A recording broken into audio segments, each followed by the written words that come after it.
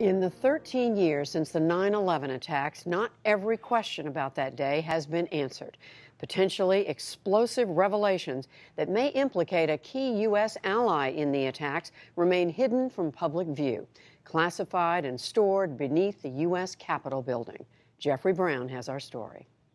28 pages of a joint congressional inquiry into the 9/11 attacks were classified by the George W. Bush administration, which claimed they contained information that would hurt the war on terror. But some lawmakers argue the pages reveal little about national security and a great deal about the government of Saudi Arabia's role in the attacks. They say that the pages tell the story of Saudi officials meeting with and even funding two of the 9/11 hijackers when they first arrived in the U.S. It's all in a story by Lawrence Wright in this week's New Yorker magazine. Wright is author of The Looming Tower, about events leading to the 9/11 attacks. His new book is 13 Days in September, Carter, Begin, and Sadat at Camp David, and he joins me now. And welcome back, Larry Wright. So this is a 9/11 story about what we still don't know. Put those 28 pages in context first. They're part of the original investigation into what happened, but only a handful of people have seen them, right? That's right. Right after 9/11, a very unusual congressional inquiry with both the House and the Senate Intelligence Committee chairman convened to find out what had happened. And they did quite a lot of research. This is before the 9/11 Commission took effect. And they published their report in 2003, and it was heavily redacted, but there was one entire section, 28 pages, that was taken out entirely.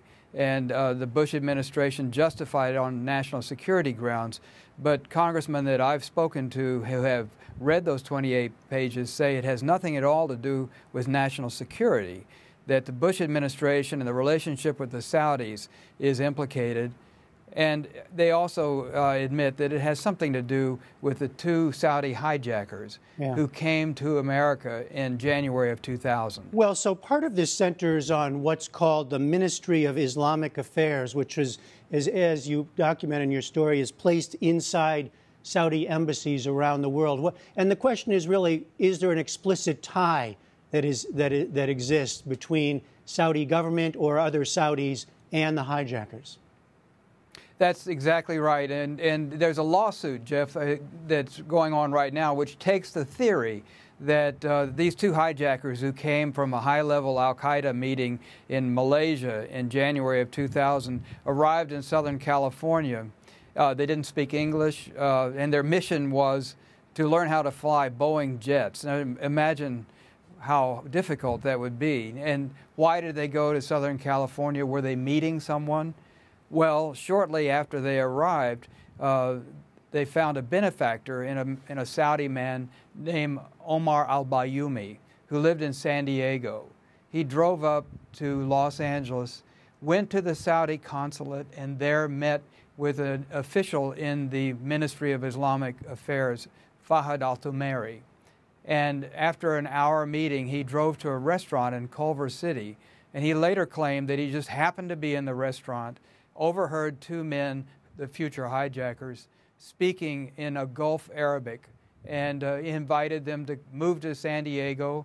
He helped them with their rent, set them up in an apartment, introduced them to some key people in the Saudi community there, and you know, it's a very interesting relationship that he had. Many people in the Saudi community, because he often videotaped people and so on, thought he might be a Saudi spy. In fact, one of the hijackers concluded that as well. Now, you know, it should be said that some key people that you talked to, including involved in the 9/11 Commission, they had a look at this and they said they didn't either they didn't see anything explosive there, or they didn't see enough evidence, or it looked a little too wild to really point to something explicit.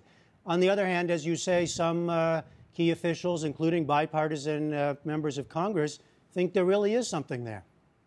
Right, and I talked to the 9/11 commissioners, and Governor Tom Kean, for instance, he's seen those 28 pages.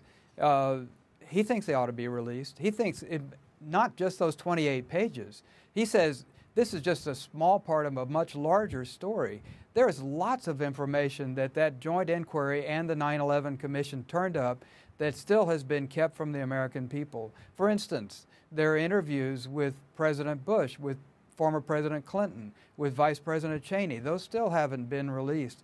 And I think after 13 years, the American people can afford to know the truth. And well, follow up on that. I mean, what's the stated reason for that all these years later? Why so much of that is still classified? And how much of an attempt has there been to open it up?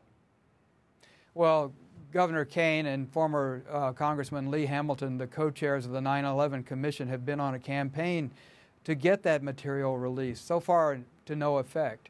And that is separate from the 28 pages. There's a resolution in Congress that has bipartisan support to urge the Obama administration to release that portion of the document. And then there's also the lawsuit. The victims' families are trying to get access to this material because they believe it will support their suit against the Saudi government and other Saudi entities. It's also interesting to note that the Saudis themselves say they would like these 28 pages opened up, right? Because they're maybe to stop the accusations against them. What do they say exactly? Well, Prince Bandar, who was the ambassador to the U.S. at the time of 9/11, asked for these 28 pages to be declassified when the Bush administration withheld them, saying that we stand charged, with 28 blank pages and we can't respond to the charge.